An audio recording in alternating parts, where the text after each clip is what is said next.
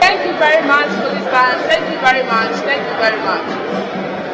Thank you very much. Thank you very much.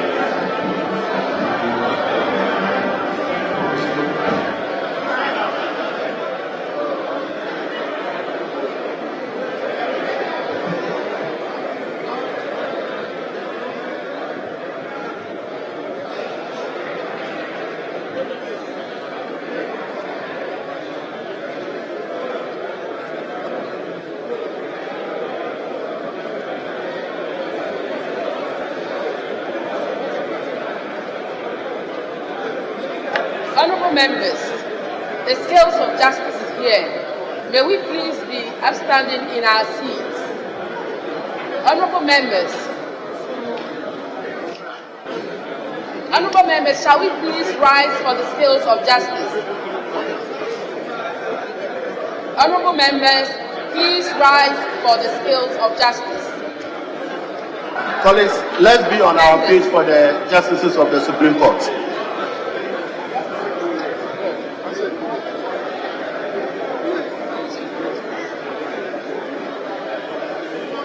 Honourable members, the scales is approaching. Can we please have some silence on the floor?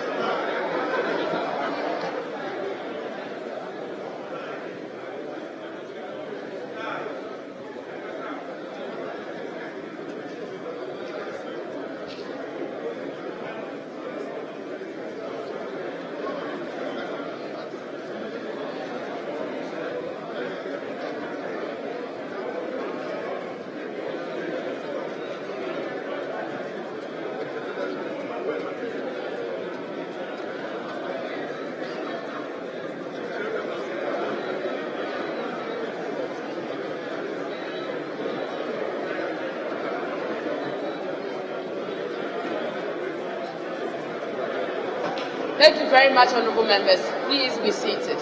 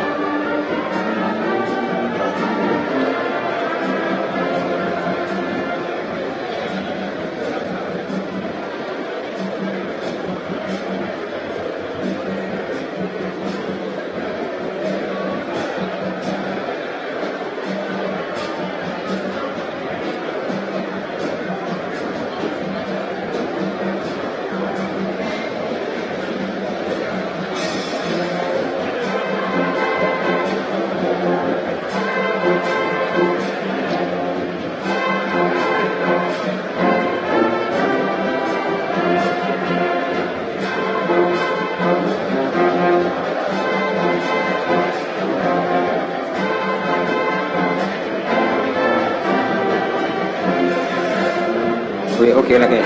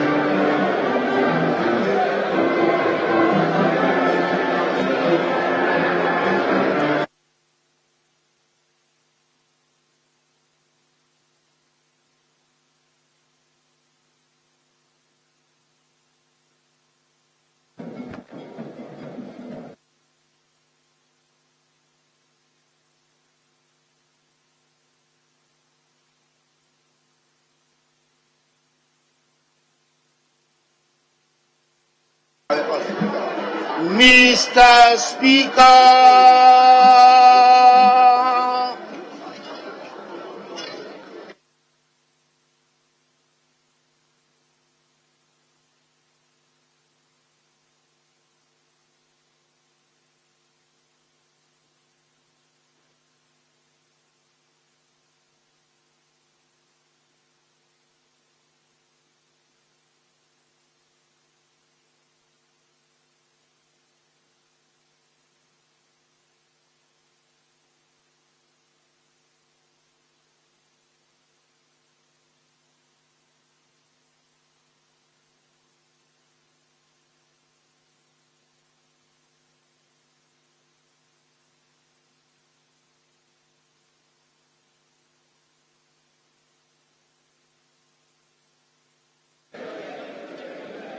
Addo.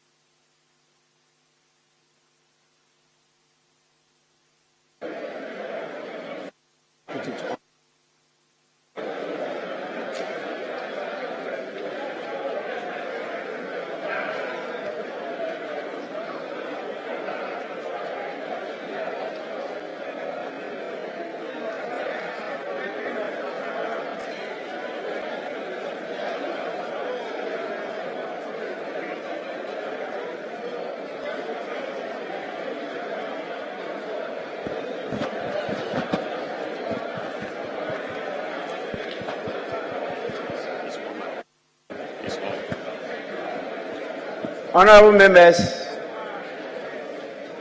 please resume your seats.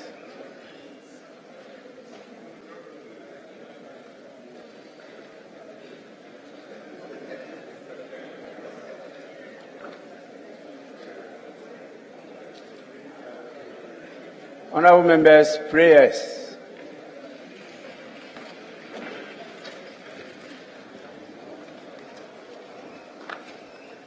Almighty God, we humbly beseech thee to look with favor upon this Parliament of the Republic of Ghana.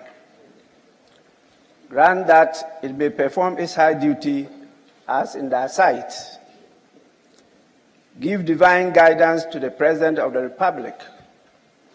Endow members of Parliament and ministers of state with discernment and vision, integrity and courage, that through the labors of government, this land and people may be well and truly served, and their good purposes for the common human life be realized in our midst. O God, grant us a vision of our country, fair as it might be, a country of righteousness, where none shall wrong his neighbor, a country of plenty, where evil and poverty shall be done away with, a country of brotherhood, where all success shall be founded on service and honor shall be given to the deserving, a country of peace, where government shall rest on the will of the people and the love for the common good. Bless the efforts of those who struggle to make this vision a living reality. Inspire and strengthen our people, that they may give time, thought, and sacrifice to speed the day of the coming beauty of Ghana and Africa. Amen.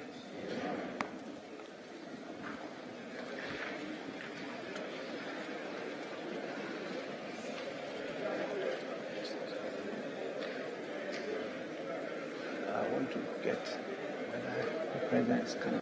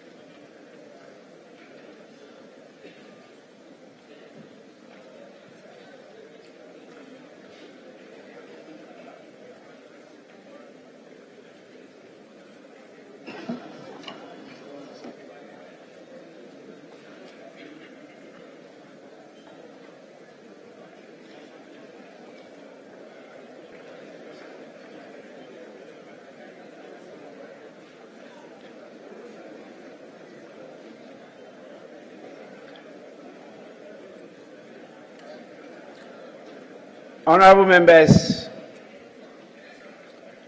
may I invite the Honorable Majority Leader and the Honorable Minority Leader to join me to receive His Excellency the President at the Central Lobby.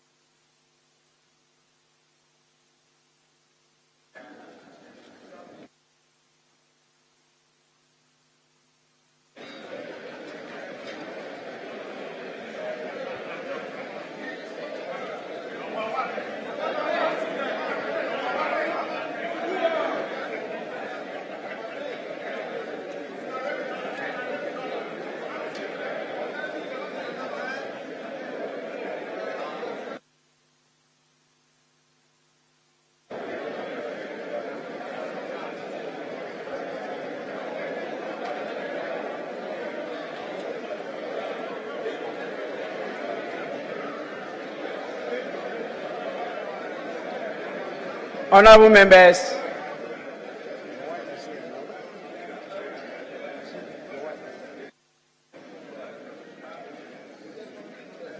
please be seated.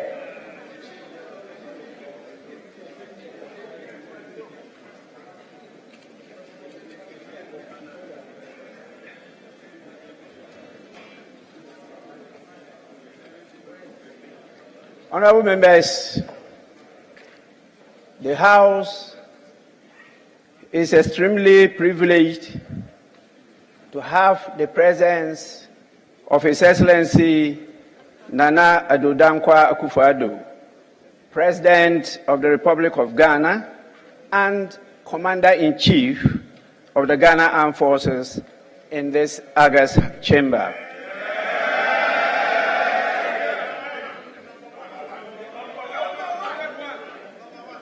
His Excellency the President is here in accordance with Article 67 of the Constitution of the Republic of Ghana to deliver a message on the state of the nation to this honorable House. On behalf of leadership and honorable members of this august House, it is my privilege and singular honor to welcome His Excellency the President of the Republic to the House. Honorable members, before I invite His Excellency the President to deliver the message on the state of the nation, I shall recognize the presence in this august chamber of the following distinguished personalities.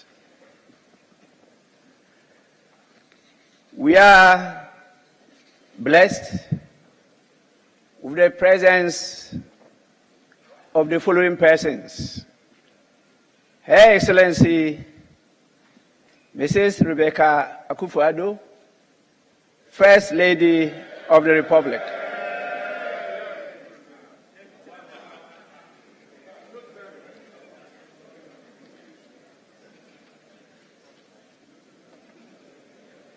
His Excellency, the Vice President, Alhaji Dr.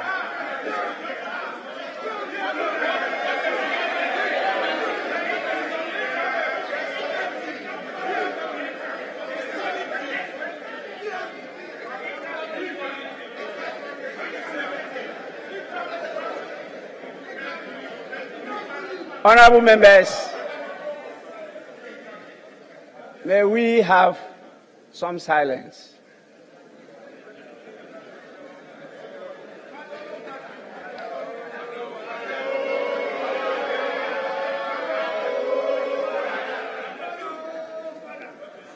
His Excellency, the Vice President, Alhaji Dr. Mahmudu Bawumia.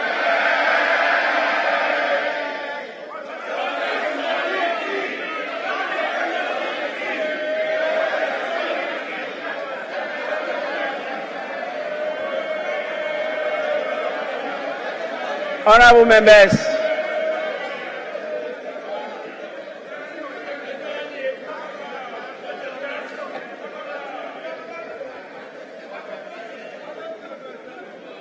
we have with us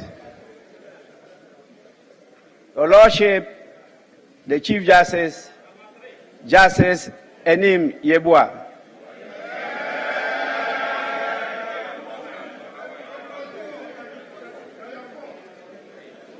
And we have Madam Alice Adjoa Yunus, the spouse of number 3.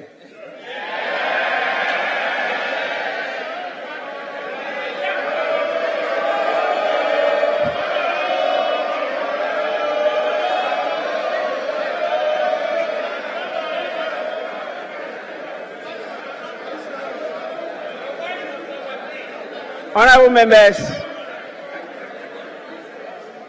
we have the Honorable Chief of Staff, Madame Frema Osei Opare.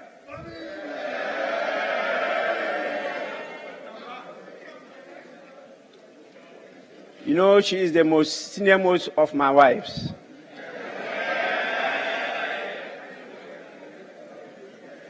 We also have the distinguished Chairman of the Council of State. You know very well, this gentleman has been with us for some time. Nana Otuo Sribwa, and members of the Council of State.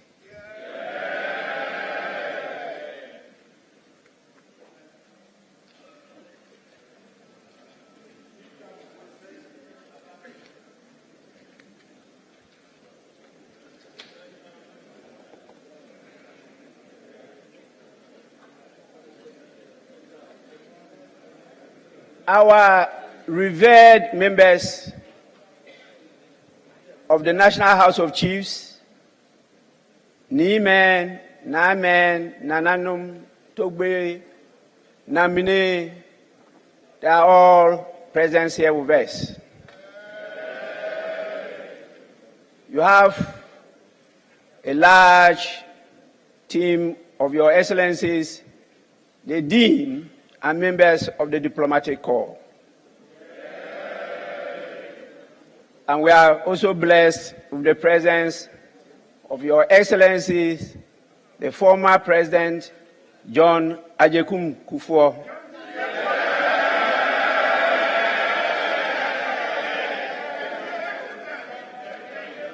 And we have Your Excellency, the former President, John Dramani Mahama.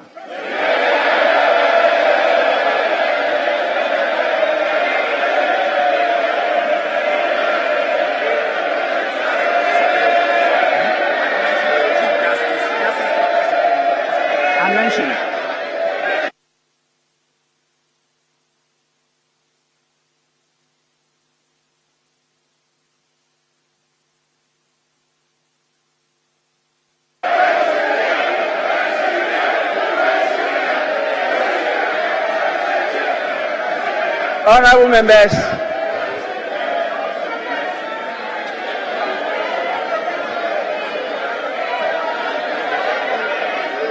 may we have some order, please?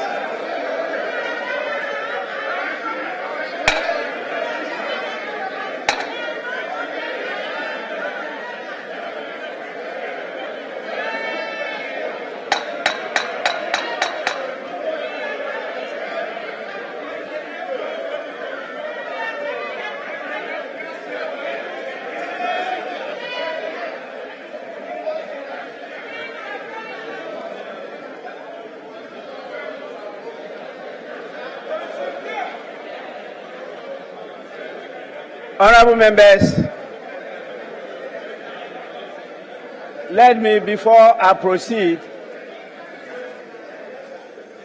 apologize to my lords, the justices of the Supreme Court, for not mentioning them appropriately. I acknowledge your presence, my lords.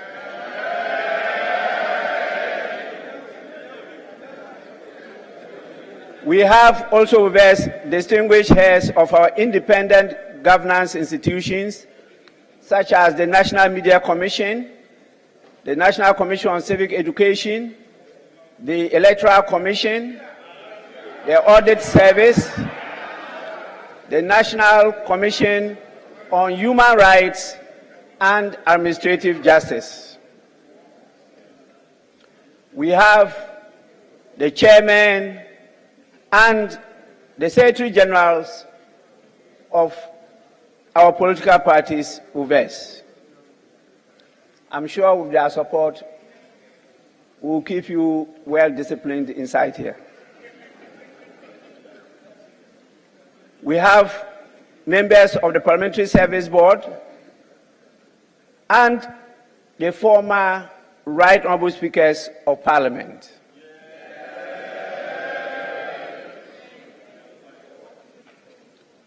We have our distinguished former clerks to Parliament, particularly the veteran SN Dakwa, who started it all with KN Ayinsu before we gained independence. He is here with us.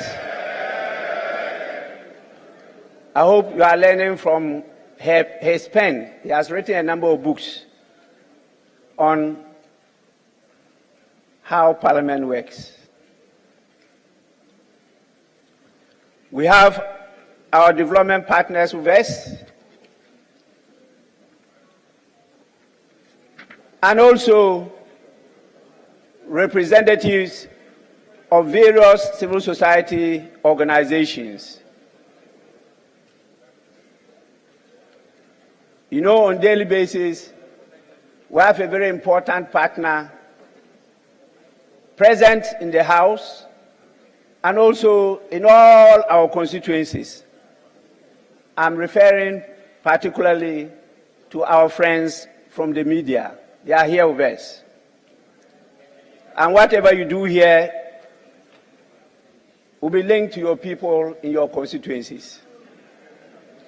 It's not a reminder to be of good behavior, but you know what that means.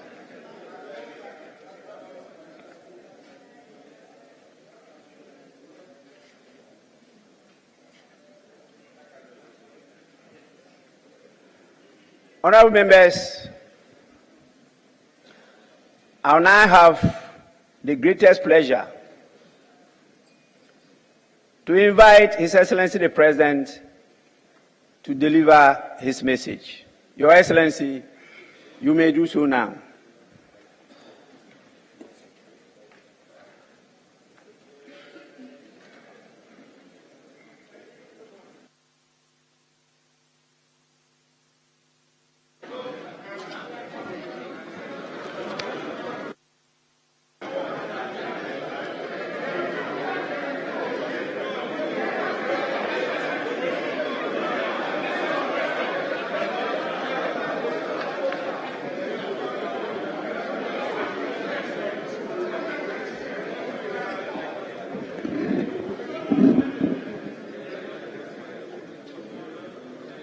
Mr. Speaker, I'm glad to be here in this august House to perform once again one of the most pleasant duties on the calendar of the President of the Republic. That is to give honorable members and the Ghanaian people a message on the state of the nation in fulfillment of Article 67 of the Constitution of the Republic. In accordance with protocol and convention, it is good to see that my wife, the First Lady, Rebecca Akufo-Addo, Vice President Mahamadou Bawumia, the spouse of Mr. Speaker, Mrs. Alice Adjoa Jonas Bagben, Chief Justice Kwesi Enim-Yeboah and Justices of the Supreme Court, Chairperson Nana Uto Sribo II and members of the Council of State, Chief of Staff of the Office of the President, the Honorable Akusia Frima Osei Opare, and officials of the Presidency, the Chief of Defense Staff, Vice Admiral Seth Amwama, the Inspector General of Police, Dr. George Akufo-Dampare, and the various service chiefs are all present. Mr. Speaker, the House is also duly honored by the welcome attendance of the former Presidents of the Republic, Their Excellencies John Agyekum Kufuor and John Dramani Mahama. The former First Lady, Her Excellency Nana Konadu Agyeman-Rawlings, and the Dean and members of the Diplomatic Corps. Mr. Speaker, it is the 8th of March today, and that means it is International Women's Day, the day set aside globally to honor all women. Please allow me to acknowledge and appreciate the significance of the day and heartily congratulate women all over the world, and especially women in Ghana, for the role they play in realizing the dreams, cares, and aspirations of humankind and of this great nation. The presence of women leaders at both the local and national fronts have advanced rights, enhanced equality, and in general, improved the living standards and quality of lives of all concerned, including that of men. The theme for this year recognizes and celebrates women who are championing the advancement of transformative technology and digital education. Mr. Speaker, apart from my own personal fond memories as a member of this House, Parliament stands as a symbol of our democracy and its values. It stands as a reminder to all of us that our country has chosen to travel on the path of democracy, and at the heart of that journey is the idea that the government can only govern with the consent of the people. Mr. Speaker, it is important that we stress this point because after 30 years of democratic practice, we may be tempted to take it for granted. We need to remind ourselves that our compatriots, the majority of whom are in their early adulthood, have no personal recollection of the struggles that got us to this point in our development. In the same way that only a small percentage of our population can recall life under colonial rule, similarly, the memory of dictatorship, one-party rule and military rule is receding into the dim past, and the struggles that have brought us so far are disappearing into the recesses of history. However, because Parliament directly represents the citizens of our nation in this hallowed chamber, it will always be the reminder of those struggles. It is important we never forget that democracy is not a static achievement, but a process that needs continuous nurturing. Indeed, Mr. Speaker, we must remind ourselves that in our country's political history, it is the restoration of Parliament to its proper place that has always symbolized the restoration of power to the people. And dare I say that when constitutional rule is interrupted, it is Parliament that is shut down. The other arms of government continue to operate. 30 years ago, this House convened for the first time to mark the commencement of the Fourth Republic. The early years of the return to democracy were fraught with challenges, but the years have seen the deepening of our democratic culture to a point where a candidate of the minority side in Parliament today presides as the Speaker. This is no mean achievement. Given the way the numbers shaped up in the House after the 2020 elections, many cynics and skeptics predicted a doomsday scenario for this Parliament. But instead of a meltdown, we have witnessed considerable cooperation and unity of purpose among all parties and factions. This is to a large extent a measure of the maturity of our political culture and democracy. We will need even more of such bipartisan maturity to meet the challenges confronting us at this time.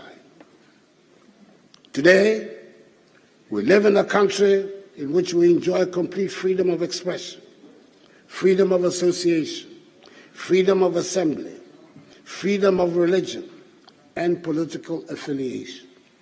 Indeed, freedom of speech has now reached such heights that even members of the diplomatic corps feel able to join in our national discourse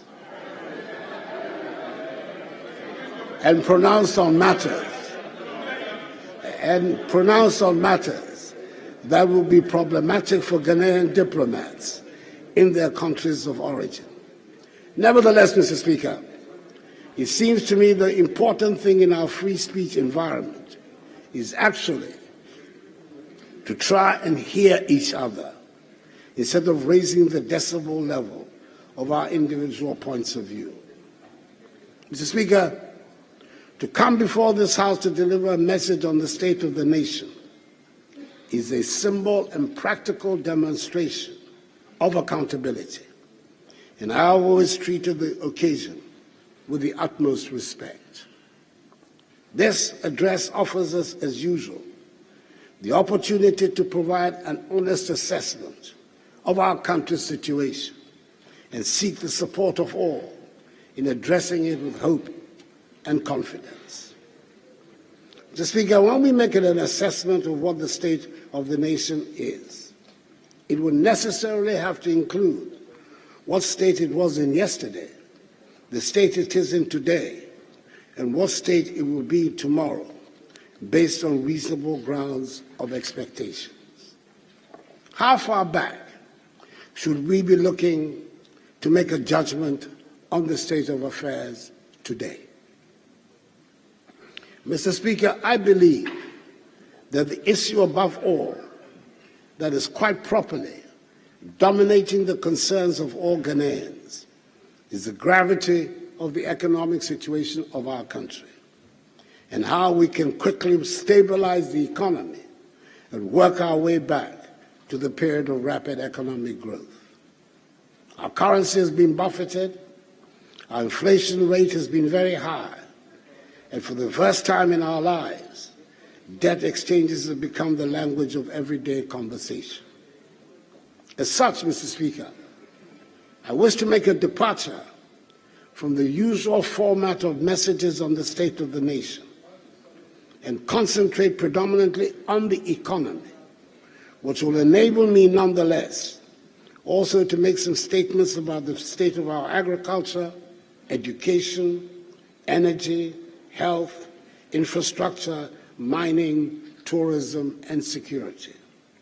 This is not to belittle the contribution of the other sectors to the growth of our country, but I believe the exigencies of the moment justify the position I am taking, particularly as all sector ministers continue to provide official updates on happenings in their respective sectors. I've said, and many others, including the managing director of the IMF, have said that our economy was doing well until COVID-19 and the war in Ukraine.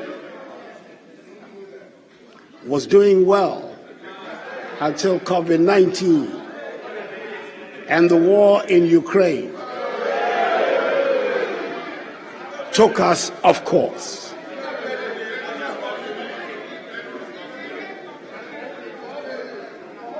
Mr. Speaker, I will be heard. Hansard has to record me. I will be heard. Maybe because of the severity of the present difficulties, or maybe because it suits their preconceived agenda, some people are unwilling to accept that we were on a good trajectory until the arrival of COVID-19. The Ghanaian people, however, accepted this proposition as evidenced in the results of the 2020 presidential election, which were unanimously endorsed and upheld by the 7-member panel of the Supreme Court.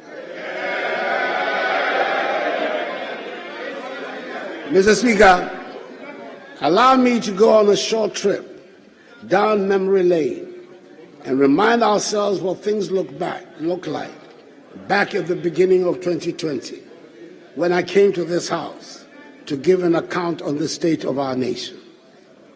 This is what I told this House on 20th February 2020, and I quote, Mr. Speaker, in 3 years, we have reduced inflation to its lowest level, 7.8% in January 2020, since 1992. For the first time in over 40 years, we've had a fiscal deficit below 5% of GDP for 3 years in a row. For the first time in over 20 years, the balance of trade, that is the difference between our exports and imports, has been in surplus for 3 consecutive years. Our current account deficit is shrinking, interest rates are declining, and the average annual rate of depreciation of the cedi, as it is lowest for any first-term government in the Fourth Republic. Our economic growth has rebounded to place Ghana among the fastest-growing economies in the world for 3 years in a row, at an annual average of 7% GDP growth, up from 3.4% in 2016, the lowest Honourable in nearly members, 3 please, decades. may we listen in silence. Please, it's my duty to protect our guests, and I will do so without fear or favor. The international investor community has recognized the development, resulting in Ghana today being the largest recipient of foreign direct investment in West Africa. The sovereign credit rating agencies have upgraded our ratings and also improved the outlook for this year, notwithstanding the fact that it is an election year, unquote. Mr. Speaker, that is where we were at the end of February 2020. 3 weeks after this speech, in which I expressed our sympathies and solidarity with China on the difficulties they were having with the new virus, our world changed. The virus I refer to arrived in our country and in the rest of the world with a vengeance. Within weeks, we were in the middle of a lockdown. Our airports and land borders were closed. Schools and factories and even markets were closed. The hospitality industry was brought to its knees. Our economy, like much of the rest of the world, went into a tailspin.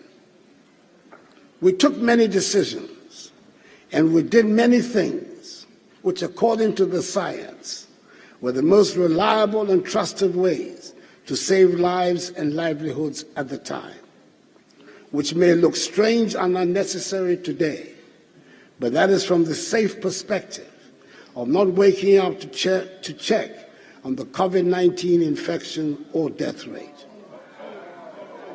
Indeed, there were some who suggested that we cancel the national identification registration exercise and even postpone the 2020 general elections. Who would have thought that today anybody will be questioning the fumigation of schools and markets?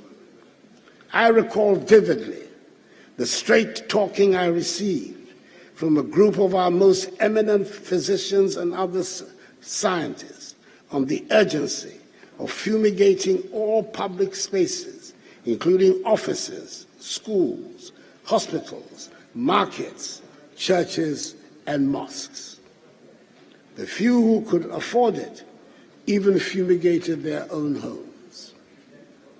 Today, the science might be that such measures make no difference to the spread of the virus, but criminality or reckless spending cannot be ascribed to the decision to undertake such measures. Mr. Speaker, you might remember that we could not produce Veronica buckets fast enough. Today, it is not an obligatory item on anyone's list of purchases. In dealing with the crisis generally, I did not meet anyone brave enough to suggest the considerations of money should be a hindrance to anything we needed to do in the fight against the virus. I was, and I am grateful that the people of Ghana rose to the occasion, and together we went through the crisis and came out well by defying the doomsday predictions about the inevitability of dead bodies on our streets. I'm grateful that we saw the wisdom in helping each other, and I thank those who contributed their expertise, time, and energy to the fight against the virus. And I thank those who contributed to the COVID-19 fund that was set up to help us meet some of the expenditures. The economic consequences from the pandemic have been devastating. Mr. Speaker, it is precisely because the economic fallout from the pandemic is so widespread and long-lasting that it is important to show clearly that the COVID-19 funds, were not misused. It is critical that we do not lose the confidence of the people that a crisis that they were led to believe we were all in together was abused for personal gain. Mr. Speaker, it was government that asked for the COVID funds to be audited, and I can assure this House that nothing dishonorable was done with the COVID funds.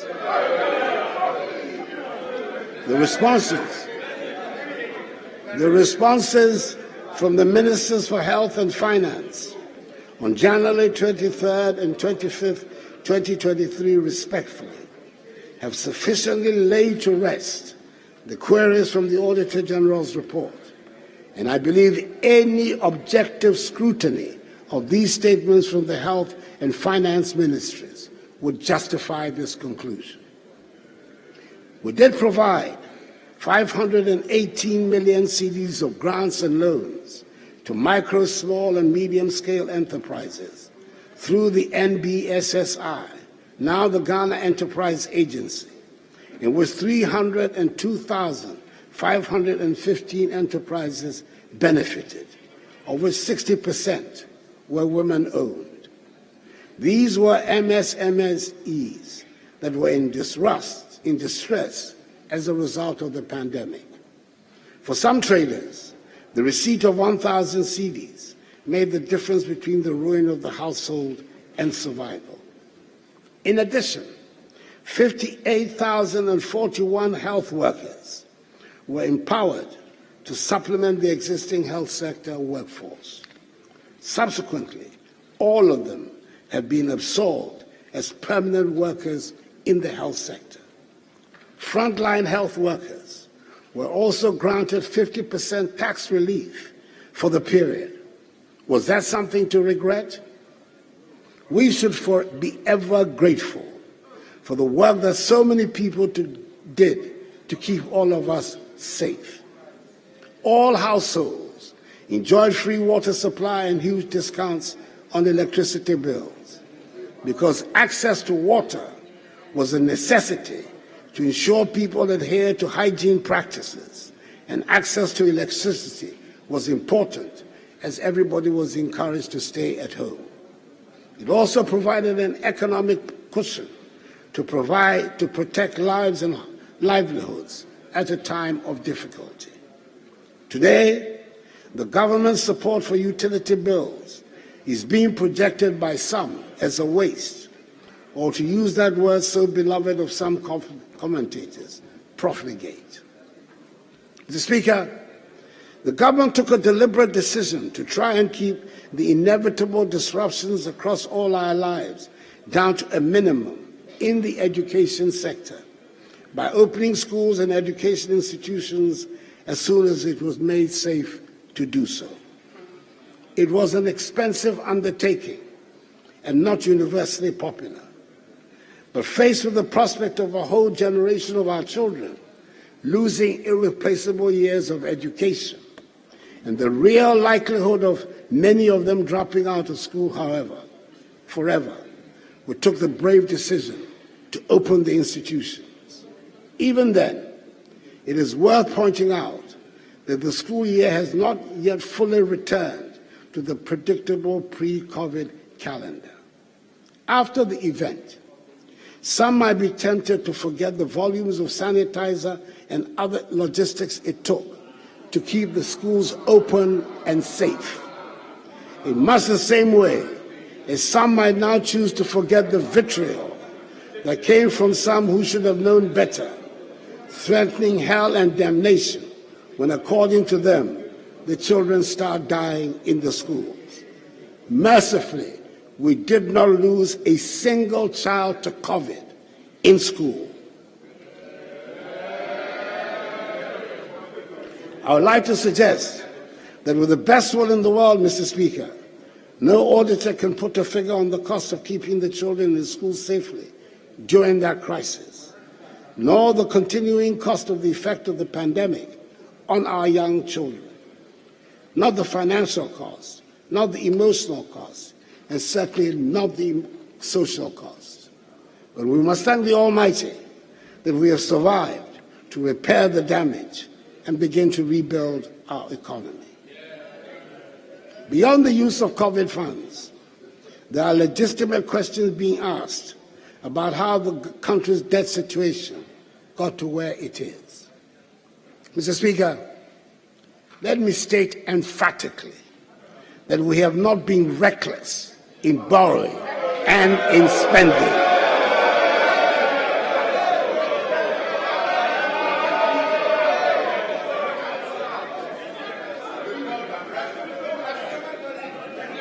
Honourable members, it's not yet your time to say. Wait until that time arrives. Please, honourable members, I will allow spontaneous reaction to statements, but I will not allow debate of the statement. Your Excellency, you may proceed. It is worth noting that the debts we are serving were not only contracted during the period of this administration. Mr. Speaker, we have spent money on things that are urgent, to build roads and bridges and schools, to train our young people and equip them to face a competitive world. Considering the amount of work that still needs to be done on the state of our roads, the bridges that have to be built, considering the number of classrooms that need to be built, the furniture and equipment needs at all stages of education, considering the number of children who should be in school and are not, considering the number of towns and villages that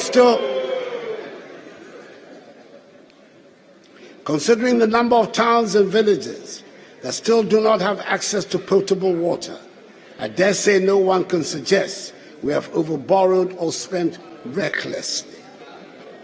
Yes, I've been in a hurry to get things done, and this includes massive developments in agriculture, education, health, irrigation, roads,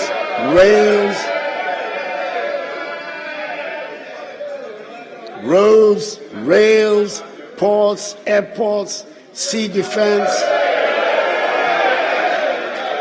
digitization, social protection programs, industrialization, and tourism. We can be justifiably proud of the many things that we have managed to do in the past 6 years. As I go around the country, I hear the pleas for more roads, schools, hospitals, and as the rainy season comes, I wish, as every other Ghanaian does, that we would have built more drains than we have. And I wish we have the resources to do more. And Mr. Speaker, I'm proud of the amount of work that we have done, especially in the road sector. Roads constitute the largest number of questions asked in this House by members of Parliament.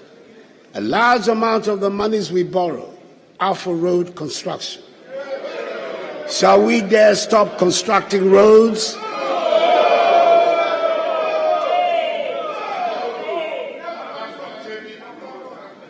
Mr. Speaker, I would like to state categorically that this government has built more roads than any government in the history of the Fourth Republic. And Mr. Speaker, the details of all these roads are attached in the annex to this message. I have done so because last year when I made a similar pronouncement, I was met with howls and gasps of incredulity from the minority benches. And so I thought it appropriate this time to present it as an annex to the statement.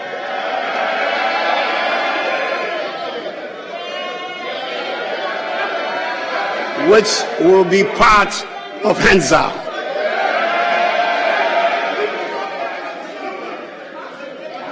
Beyond the construction of roads, Mr. Speaker, this MPP administration has implemented successfully a national identification system with the Ghana card, constructed more railways than any government in the Fourth Republic, established the Zongo Development Fund to address the needs of Zongo and inner city communities.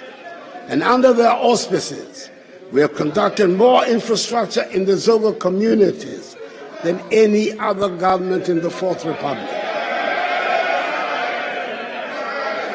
Constructed more NCA licensed fiber optic cable than any other government in the Fourth Republic. 90%, 93% of the total. Increase the proportion of the population with access to toilet facilities from 33% to 59%. Increase the number of public libraries from 61 from independence until 2017 to 115 in 2022. Provided more equipment, vehicles, ammunition, etc. to security services than any other government in the Fourth Republic. We have successfully implemented the digital address system, improved significantly the financing of governance and anti-corruption institutions like the Ministry of Justice and Office of the Attorney General, the National Commission for Civic Education, SRAJ, EYOCO, and the Office of the Special Prosecutor. Implemented the One District, One Factory initiative. In 4 years, 106 companies are in operation under 1D, 1F. 148 factories are under construction. This is the largest expansion of that sector since independence. Constructed more fish landing sites than any other government in the Fourth Republic. Established Africa's first national-scale electronic pharmacy platform. Provided free Wi-Fi to 700 senior high schools, 46 colleges of education, 260 district education offices, an initial successful pilot of 13 public universities. Introduced drones in the delivery of critical medicine, vaccines, and blood to people in remote parts of the country. And today, Ghana has the largest medical drone delivery service in the world, with zipline distribution centers in Ominako, Upenya, Vobsi, Sefirioso, Ketekrachi, and Enum, and overseen an improvement in revenue collection with the introduction of an EVAT and e-invoicing system. For example, figures from 19 tax-paying companies onboarded onto the EVAT system reveal total recorded monthly sales increasing from 222 million cedis in November 2021 to 720 million cedis in November 2022. Again, in December 2021, total monthly sales of 284 million cedis also saw a huge increase to 1 billion cedis in December 2022. Indeed, the evidence of how state funds have been used to improve our society is all over the country. No district or constituency has been left out. And I believe there are many Ghanaians who will vehemently disagree when some say there's nothing to show for all the funds that have been at my government's disposal. Mr. Speaker, I would like at this stage to brief the House on how the talks with the International Monetary Fund have been going since the announcement on 1st July 2022 of our intention to engage the IMF for a funded program. Mr. Speaker, having reached a staff-level agreement on 12 December 2022, after 5 months of intense negotiations and completion of most of the prior actions required under the agreement, we are on course for the IMF staff to present to the IMF Executive Board Ghana's program request for a $3 billion extended credit facility by the end of this month.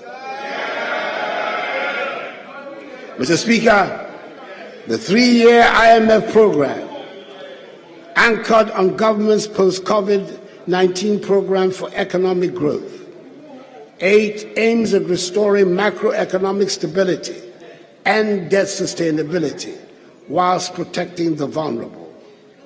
It is a strong reform program which relies on front-loaded fiscal measures to increase domestic resource mobilization and streamline public expenditures to support inclusive growth and enhance social protection. Mr. Speaker, I thank the House for its support throughout this process, including the passage of key revenue laws. However, a few more of these measures, namely the Income Tax Amendment Bill, the Excise Duty and Excise Tax Stamp Amendment Bills, as well as the Growth and Sustainability Levy Bill, are outstanding, which need the urgent attention of the House and passage to complete the prior actions. This will put us in readiness for our presentation to the Fund Board and, more importantly, bolster our domestic revenue mobilization efforts.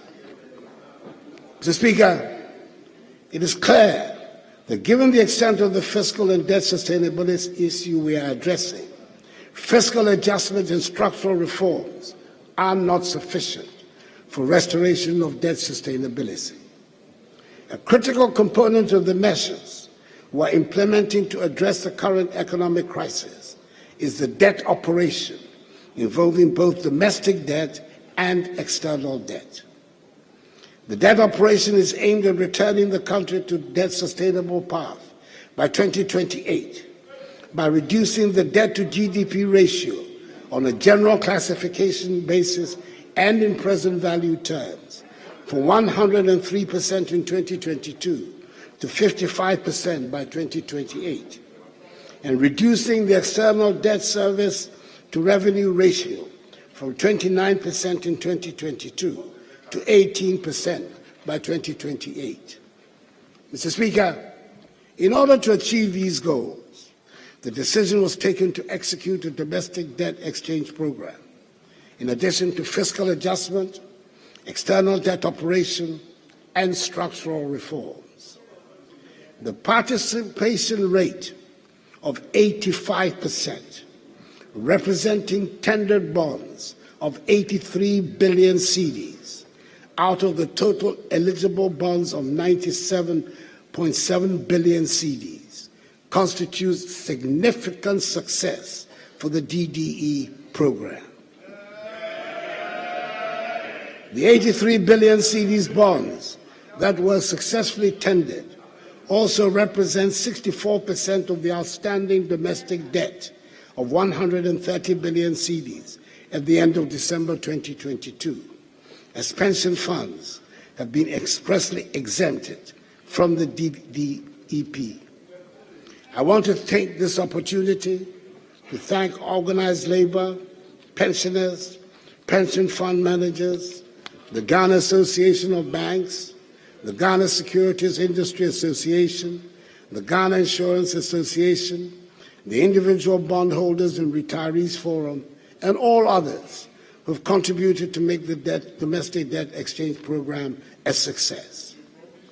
Mr. Speaker, I know it has been said over and over again in the past weeks, but the voluntary nature of the DDE program bears repeating, as is the fact that the government is committed to honoring all coupon payments and maturities in respect of both old bonds and the new bonds, in line with government fiscal commitments.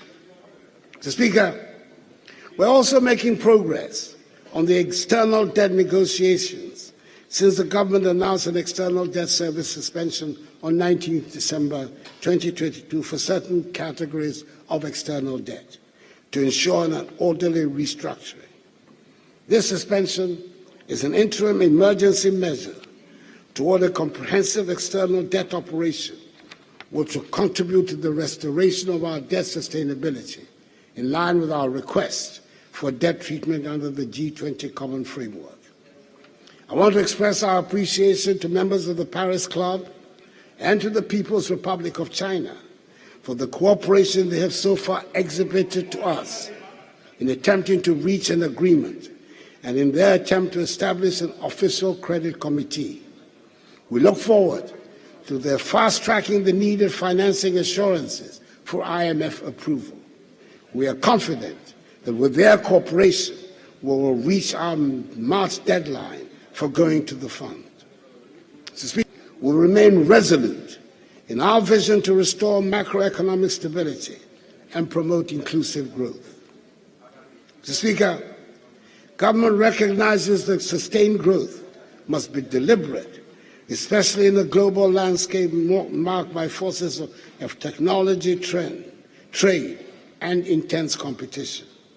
It requires a combination of leadership, social cohesion, and deep investments in core capabilities of people, firms, and institutions to harness our opportunities. That is why, together with our private sector counterparts, we're anchoring Ghana's medium-term growth drivers on competitiveness, integration, adaptation, and digital innovation, all aimed at raising per capita GDP from the current $2,500 to $4,500, aligning with the Ghana Beyond Aid Charter by 2020. Mr. Speaker, concluding the arrangements with the fund will not restore our fortunes overnight, but it will set us on the road to recovery. With fiscal discipline, we will regain the trust and confidence of our business partners and the investor community, which will give us space to continue our productive plans and policies. However, in addition to our engagement with the fund, we're also seeking and implementing some original and innovative ideas to try to solve our problems.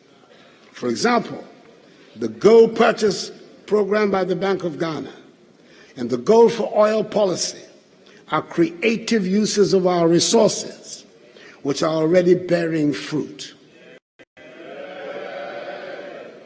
These policies are aimed at achieving two results that are critical to the health of our economy. Firstly, they will help us preserve foreign exchange, especially the US dollar. And secondly, they will enable us to stabilize the price of oil products, such as petrol and diesel, on the domestic market. We have already seen some success on both fronts, with the price of US dollars and petroleum products falling since we announced the policy and began to implement it. The average price of petrol at the pump, which had risen to 20 cedis a litre in the middle of December 2022 is now 13 cedis and 80 pesos a litre.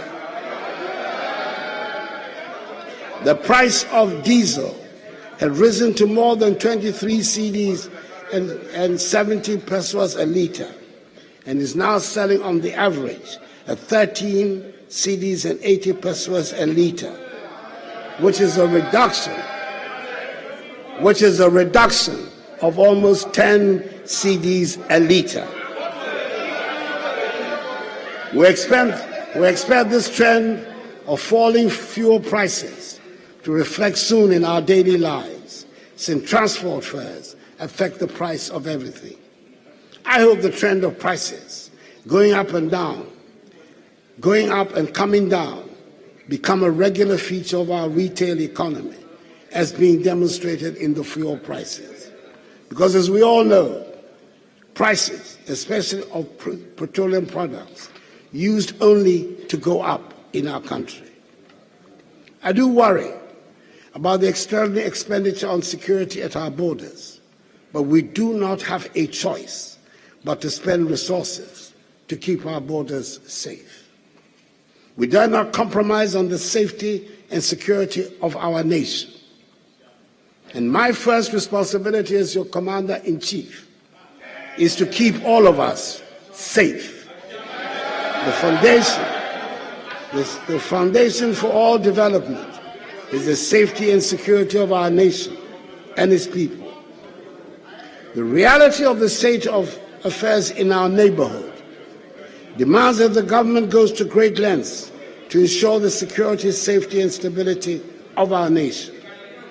The threats of terrorism and violent extremism surrounding us require that we pay maximum attention to protecting our borders and working in collaboration with our neighbors to keep our country and the region safe.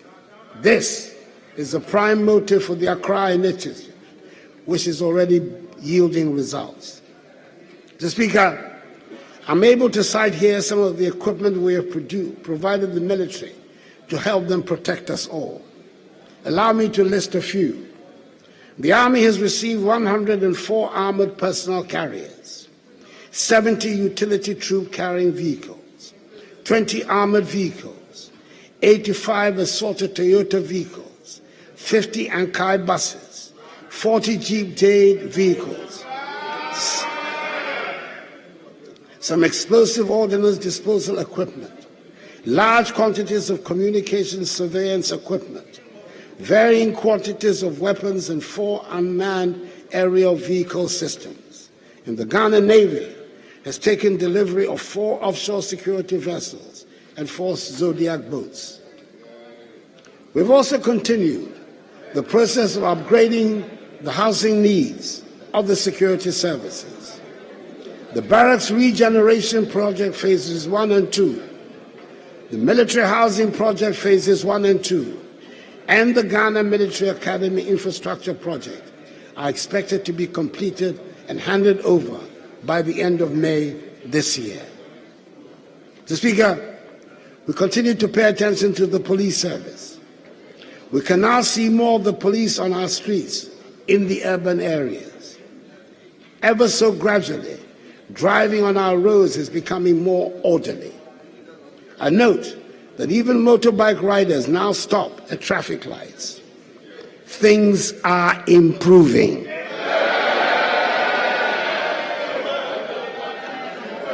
"504 housing units comprising 72 one-bedroom and 432 self-contained units have been completed for the police service. Recently, I delivered 100 pickups, 600 motorbicycles, and 6 armored personnel carriers to the police service to boost operational capacity. For the first time in our nation's history, the police service has dedicated helicopters to help with its operations. Mr. Speaker, I must share some good news with the House.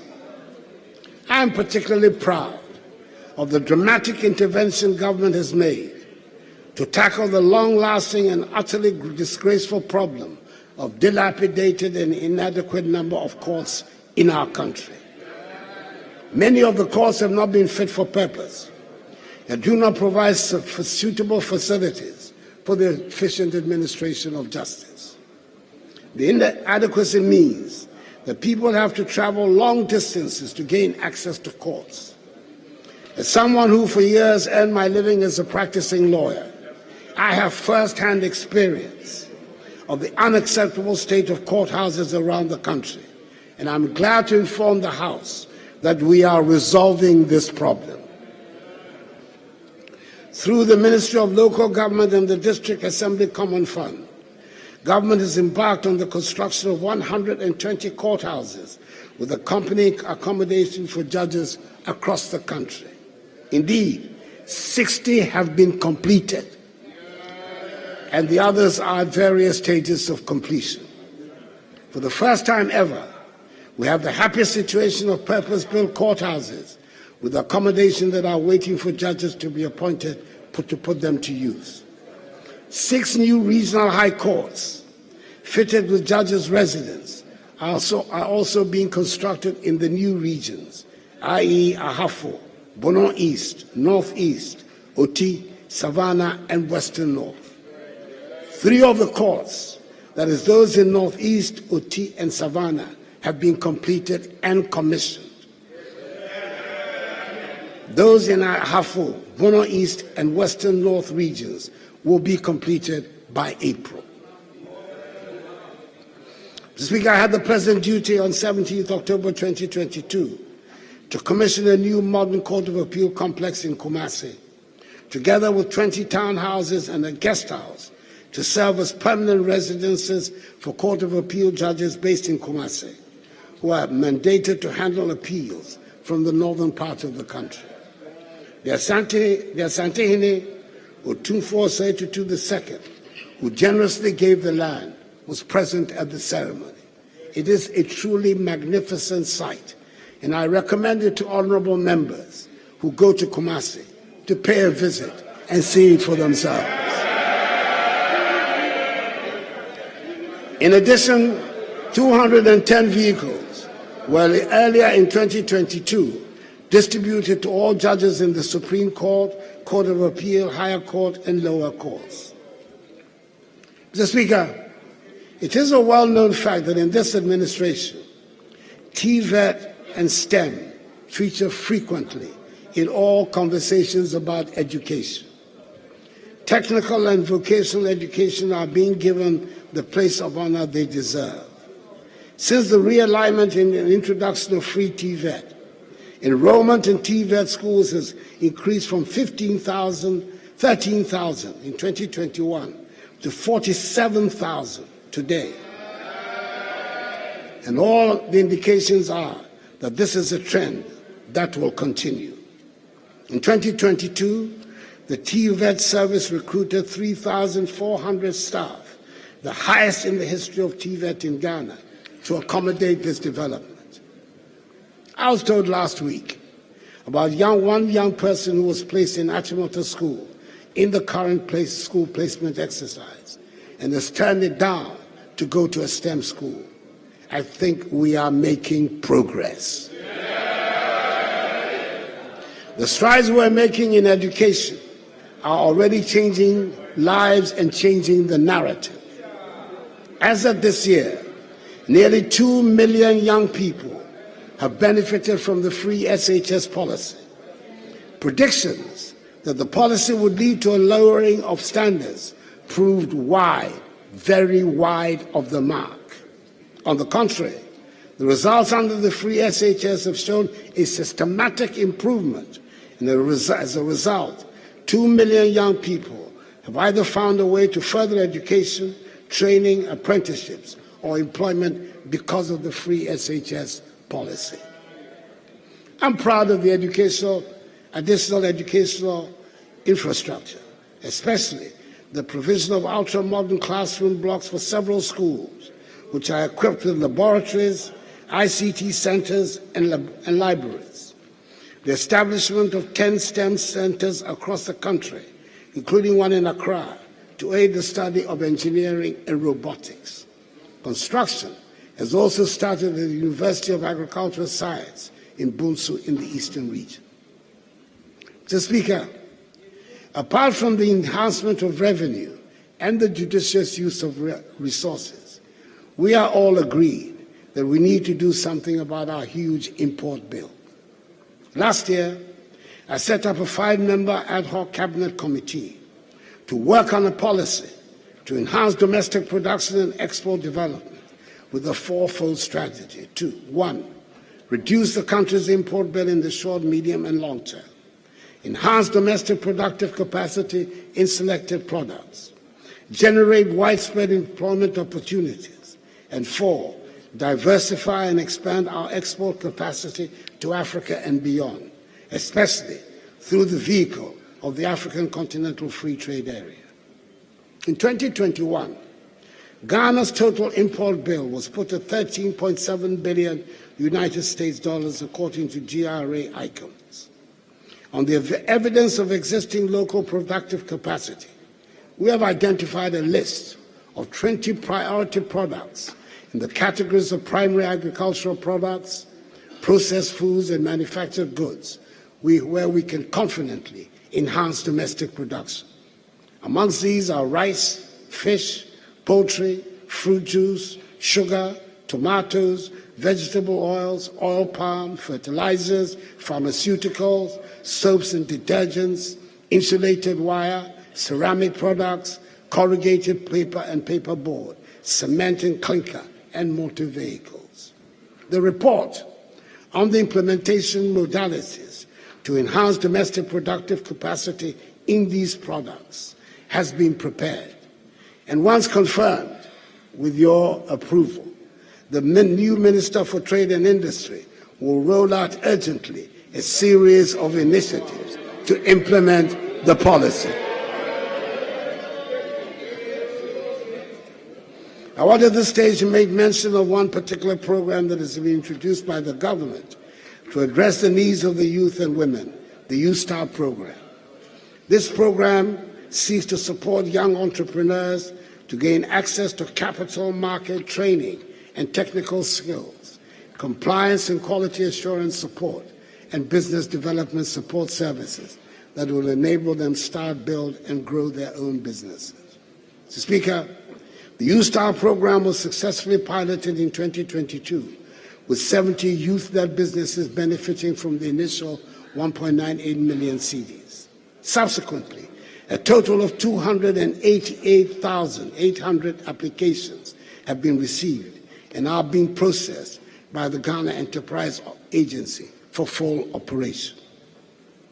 Mr. Speaker, government remains committed to infrastructure development. Working with the private sector, we continue to explore the use of public-private partnership arrangements as a financing alternative to the delivery of critical public infrastructure, such as the Accra-Tema motorway extensions, Accra-Takoradi motorway, and the Sogankope-Lome transboundary water supply projects. In addition, Mr. Speaker, the $750 million United States dollar Afro-Exim Bank facility, which has been secured, will make it possible for us to construct many other roads and interchanges, including the long-awaited 4-tier Swami interchange. Mr. Speaker, we have now reached the point where we feel the impact of technology as an irreversible way of life. We have digitized many processes. The Ghana card has become a one-stop shop for Ghanaian identity and its usages. We're fully convinced that our embrace of an investment in information technology and the digital infrastructure will help us to redefine our traditional concepts of time, space, speed, and nature of conducting business within our society, economy, and culture. Information technology helps all segments of society to be integrated and transformed through connectivity in facilitating the production, distribution, and consumption of information within the whole economy and society. We have integrated many processes within the digital environment, and for this, we have to recognize the efforts of many component parts of the government, such as the Ministry of Communications and Digitalization, the National Identification Authority, and especially the Vice President, Dr. Alhaji Mahood Bawumia.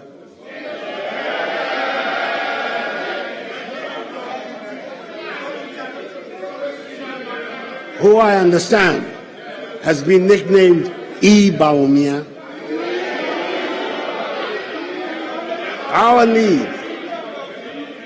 Our need for technological reinforcement within all our structures and spaces is unending, and we will continue to push the frontiers of our engagement with the technologies of information, economic development, and human transformation. We must be cheered by the improvements being made in the National Health Insurance Scheme to make access easier. The scheme is currently one of the better digitalized institutions, and I hope they get the public support that they need. I note in particular with satisfaction that they have developed a self-enrollment mobile application, My NHIS app, to self-enroll in the scheme, and this app enables registration and renewal for oneself and others by linking NHIS cards to Ghana cards. 2022, over 5 million members' data their Ghana card to enable them to access healthcare using the card. The National Health Insurance Authority has also improved its claim management processes with an emphasis on e-claims and paperless systems at all 4 claims processing centers. In the year under review, electronic claims processing was about 70% of all claim submissions. As of 31st December 2022, the scheme paid a total of 1.014 billion cedis to health service providers. Mr. Speaker, our drone delivery service is firmly established. In Ghana now has 6 centers with zipline drone services, making Ghana the largest aerial logistics distribution network in the world. Zipline, through the national scale drone delivery services, has delivered some 14.8 million units of life-saving medicals, vaccines, and blood products in Ghana by the end of 2022. Childhood vaccines top the list with the delivery of 8.3 million doses, followed by 2.05 million doses of COVID-19 vaccines. Mr. Speaker, I must say, however, that the current shortage of some childhood vaccines in the country has concerned me greatly. This shortage, if prolonged, will affect negatively Ghana's childhood immunization program, which has been recognized as one of the most successful in the world. The WHO has only recently expressed worry about a steady decline in measles vaccination coverage globally because of the concentration on the fight against COVID-19. In accordance with our desire not to become part of this global trend, government has taken steps to ensure the stocks of these vaccines are procured and supplied as a matter of urgency and emergency. The Ghana Health Service has developed an elaborate program to catch up on children who have missed their vaccine immediately stocks arrive. Mr. Speaker, I want to encourage all parents and caregivers to ensure that eligible children are vaccinated once this program begins. No child should be denied access to vaccination. Mercifully so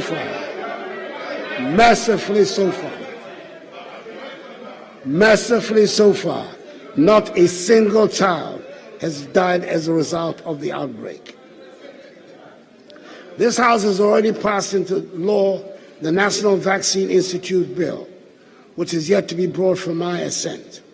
In the near future, this institute will ensure that no matter what happens to the global vaccine supply chain, we can produce our own vaccines locally.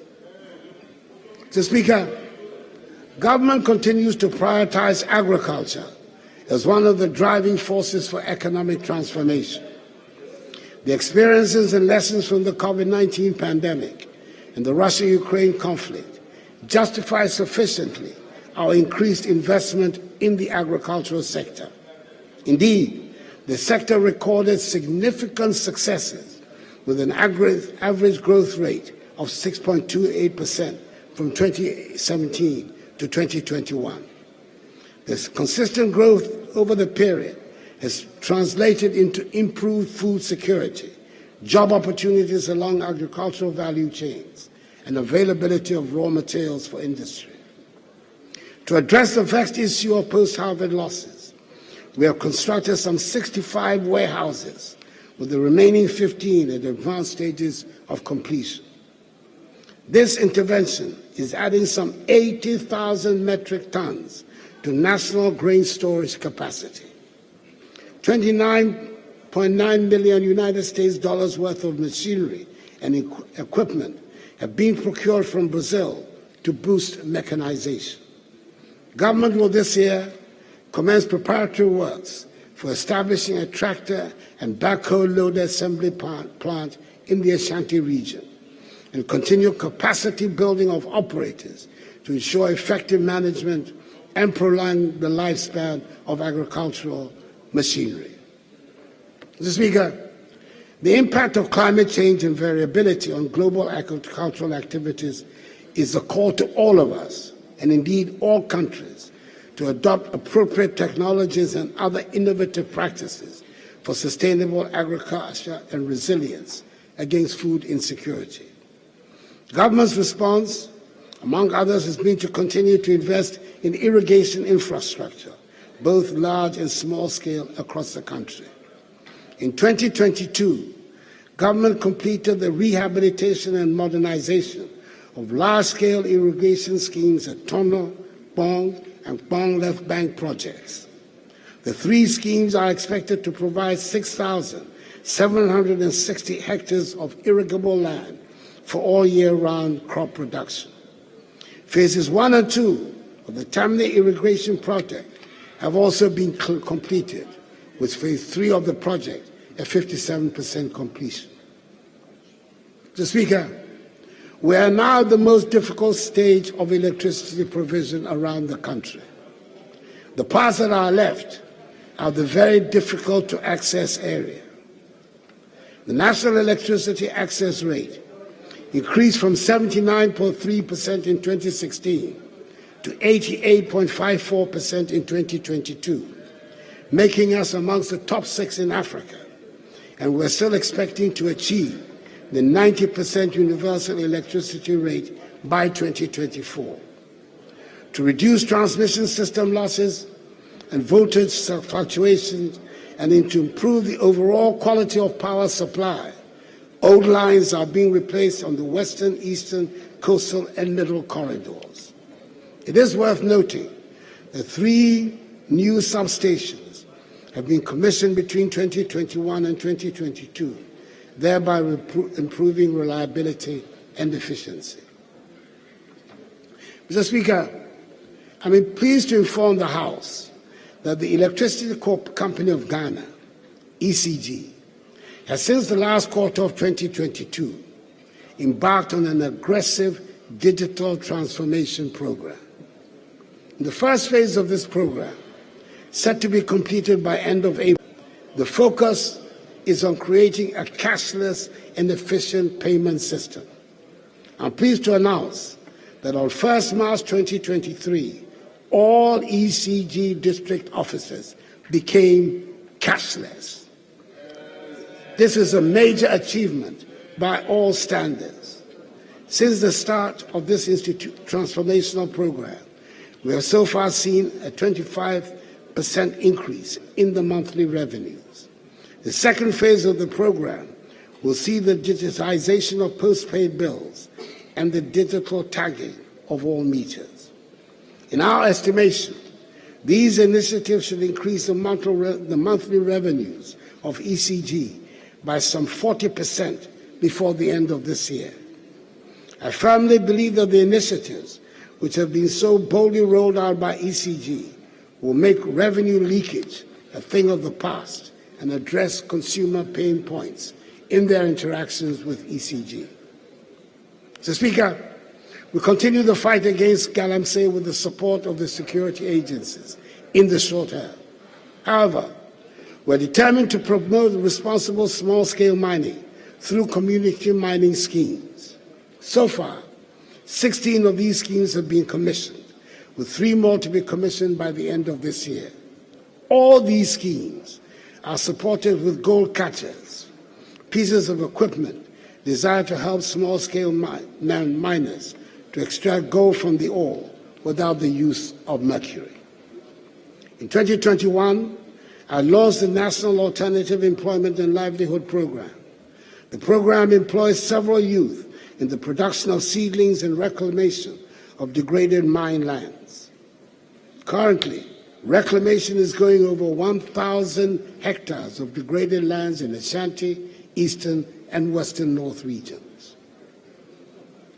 Mr. Speaker, on the international front, I should state that having gained a seat as a non-permanent member of the Security Council for the years 2022 and 2023, Ghana, as one of 3 non-permanent African members, is working vigorously to push the African agenda, which includes the fight against terrorism and the reform of the UN Security Council. I'm pleased to state that good progress is being made on the reform of the UN Security Council. A U.S. president, for the first time in the person of President Joe Biden, and the French president, Emmanuel Macron, have both embraced the reform process. It is our hope that the leaders of the 3 other P5 members of the Security Council will soon do the same and help bring about this much-needed reform that will bring greater effectiveness to the work of the United Nations and the Security Council in the maintenance of international peace and security. We continue to be active members of the African Union and ECOWAS and support strongly measures both bodies have taken against unconstitutional changes in government in our region. We're working with our partners in the region to strengthen regional cooperation in the fight against the terrorist menace in West Africa, hence our commitment to the Accra Initiative. Mr. Speaker, our decision to prioritize tourism as a key policy for economic diversification, job creation, and growth is clearly paying off. The World Economic Forum report of 2021 Travel Index ranks Ghana as the #1 tourism destination in West Africa.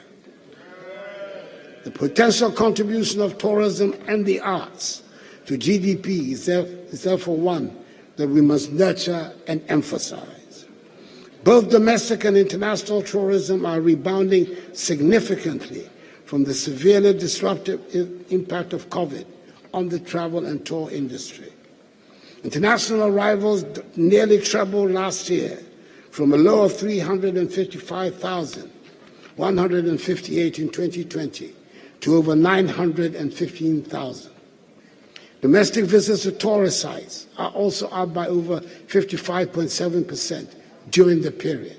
All these have been made possible by deliberate marketing initiatives and upgrades of tourist infrastructure by the Ministry of Tourism, Arts and Culture and its agency, the Ghana Tourism Authority.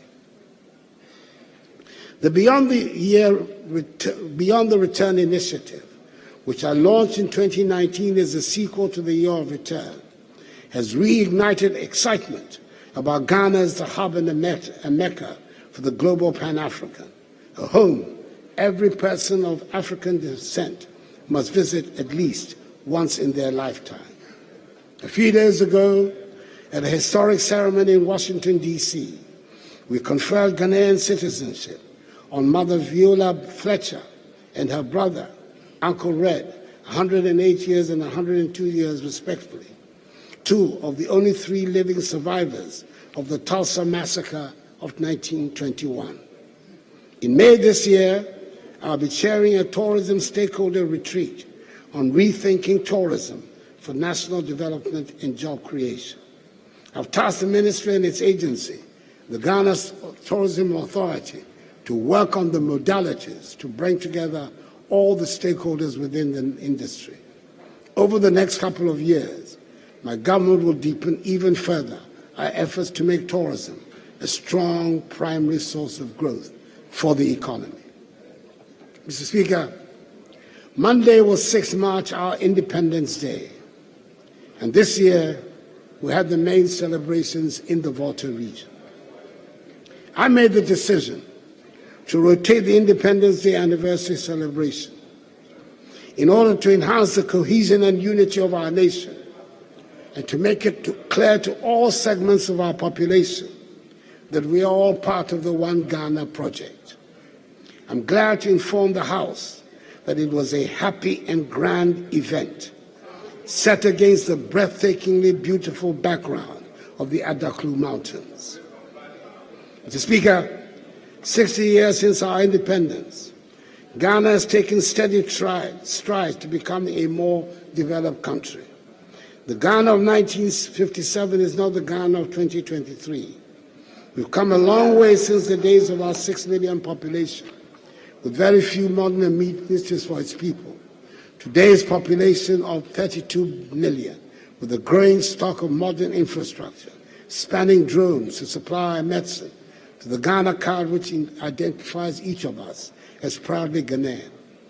As President, I have championed the innovation of policies and the execution of projects that have helped improve the quality of life of the Ghanaian people.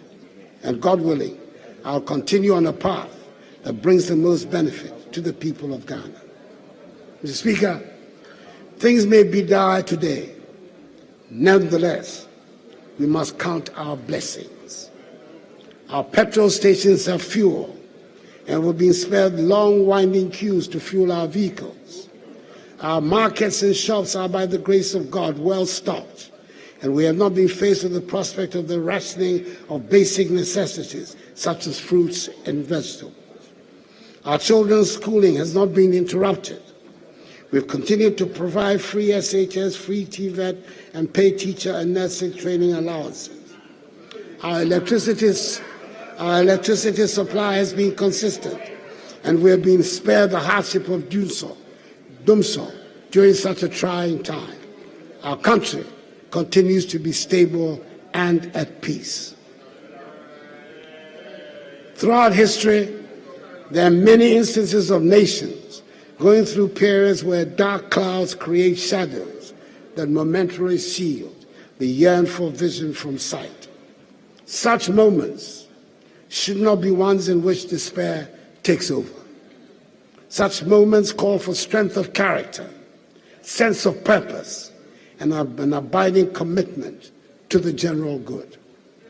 Mr. Speaker, honorable members, fellow Ghanaians, let us believe in ourselves and in our capacity to overcome the problems that are before us. This is a phase, and with every fiber of my being, I am certain that this too shall pass. We have done it before, and we will do it again. May God bless us all in our homeland, Ghana, and make her great and strong. Mr. Speaker, I thank you for your attention.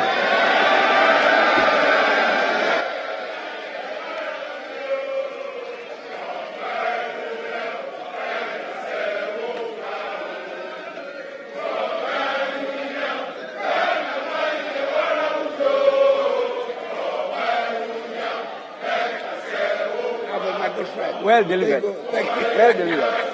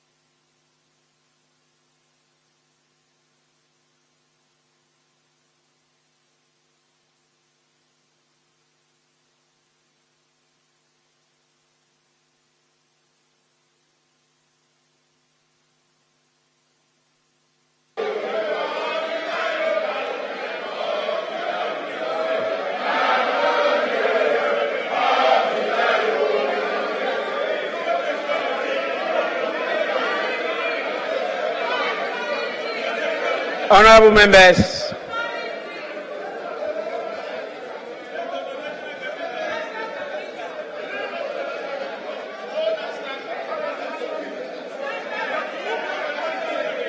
honorable members,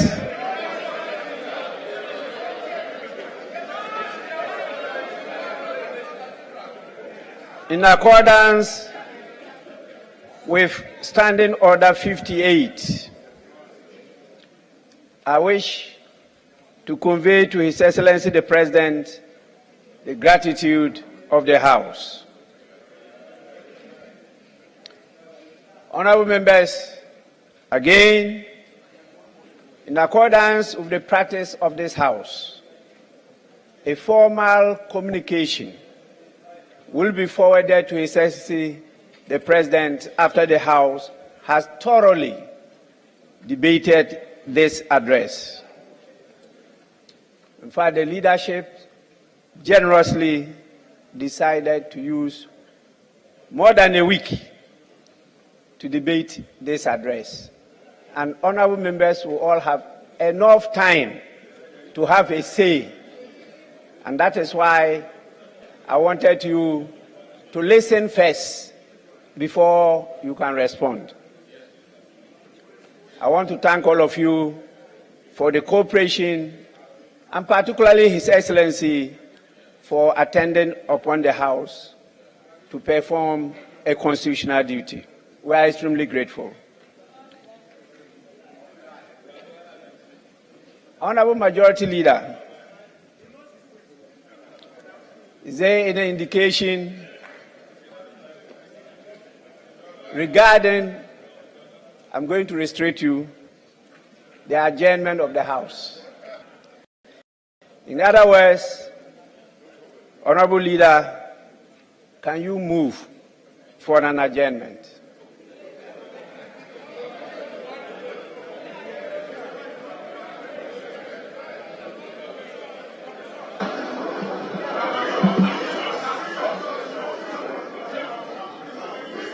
Speaker, we have listened to the President, who was on his feet for 1 hour, 20 minutes, to indeed lead us on a path of righteousness, to really identify where indeed we are as a country. The facts and figures do speak for themselves. But of course, the Speaker, as we have all seen, nearly thereafter, some people rose up and sang a chorus that all belie.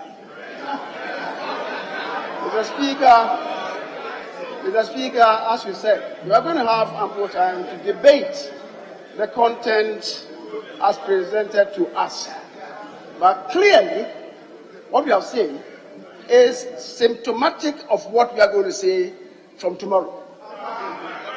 We have made up our minds, don't convince us with facts. That is the attitude of some people. And the Speaker, is 12 noon, not yet 2 o'clock, and preparatory to the beginning of the debate tomorrow, and not to dilute whatever has been said and indeed presented to us and to the nation. Speaker, I would on this occasion move that this House stands adjourned until tomorrow at 10 o'clock in the forenoon. I so move, the Speaker.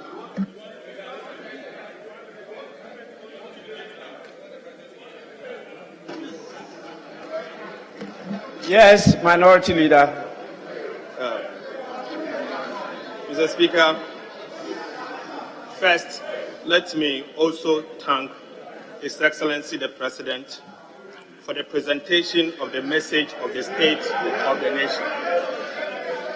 But Mr. Speaker, Mr. President, there is indeed a widespread of despair and disenchantment among our people.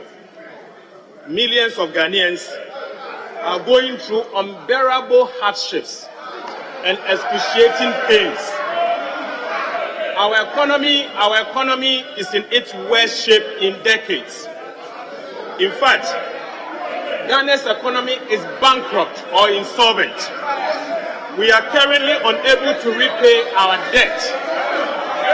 Ghana has officially defaulted in the repayment of our debt since January 2022. Mr. Speaker, yet, Mr. President, your government is failing to cut down on the size of government and public expenditure. Ghana is witnessing hyperinflation, largely because, Mr. President, your government allowed the Bank of Ghana to print 50 billion Ghana cedis for the year 2022 and another 4 billion Ghana cedis in the year 2023 first quarter. Mr. President, let it be noted that this expenditure financed public expenditure on the overbloated government expenditure. Our position is that inflation is currently rising. Monetary policy rate is also at 28%. Ghana cedi is at has depreciated by 20% in January alone. Mr. President, unemployment is exceedingly high at the record levels. And as we speak, Mr. President, lending rate is at 40%. Mr. President, our economy is in tatters largely because it is self-inflicted. Your government inflicted it on us and failed to act. Mr. President, this is your scorecard. This is your scorecard. And this is the true state of our nation. Thank you, Mr. Speaker, and I second the motion.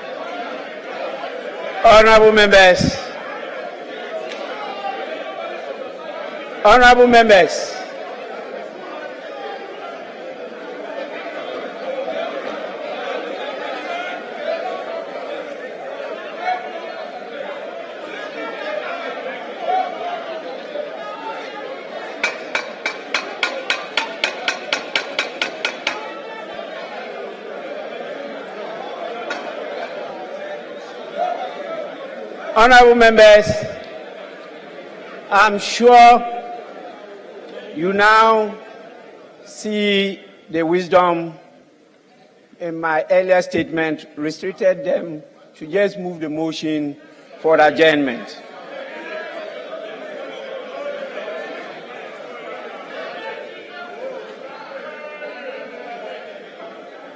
You all know I was there before. Experience is the best teacher.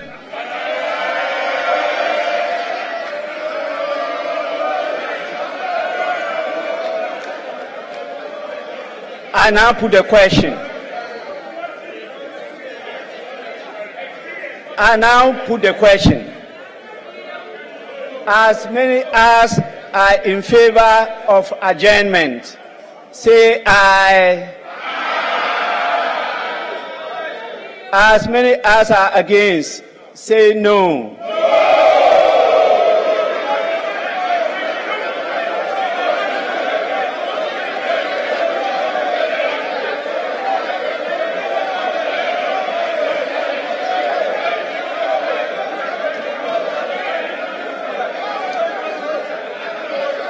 Honorable members,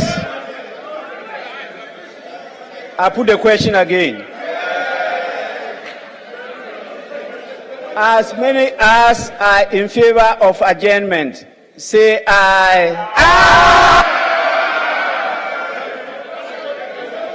As many as are against, say no.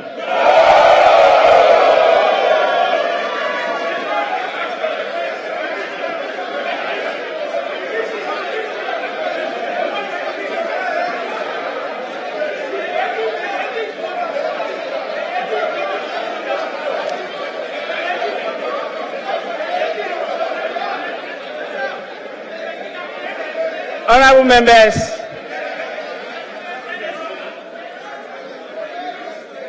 today is International Women's Day. I want to take this opportunity to congratulate all our beautiful ladies here and all ladies in the world for partnering men to get us this far. I want to assure all the women that I am here for you.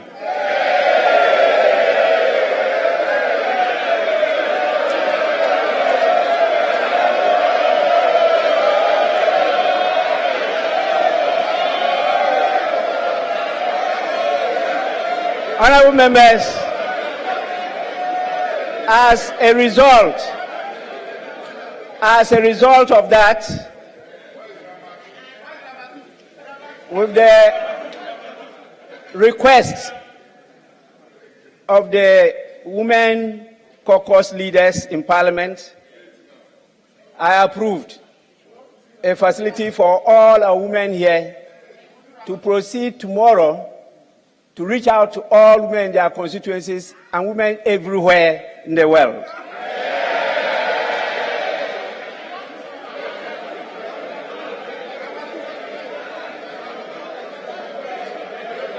Honorable members, this is part of the 30-year celebration, and I want all the men, honorable men here, to partner the women to make an impact this year. With this, I put the question again.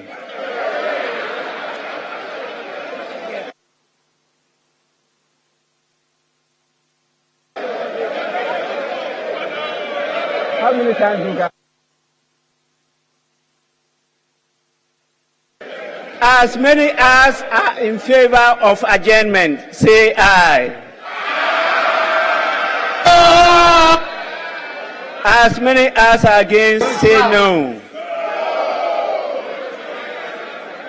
I think the ayes have it.